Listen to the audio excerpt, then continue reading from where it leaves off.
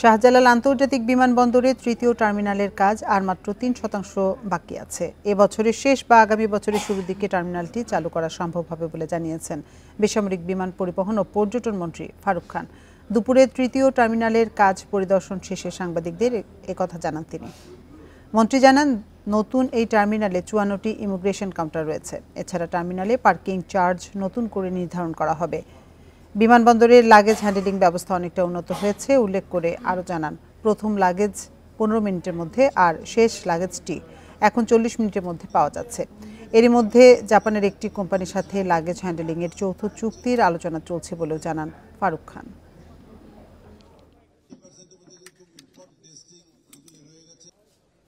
কাজ চলছে, তবে আমি এটাও বলবো যে এখনো অ্যাবাউট 3% যে কাজ বাকি আছে, যেটা আমাদেরকে জানানো হয়েছে এই বছরের শেষে বা আগামী বছরের প্রথমে আমরা এটার পূর্ণদম কাজ শুরু করতে পারবো ইনশাআল্লাহ।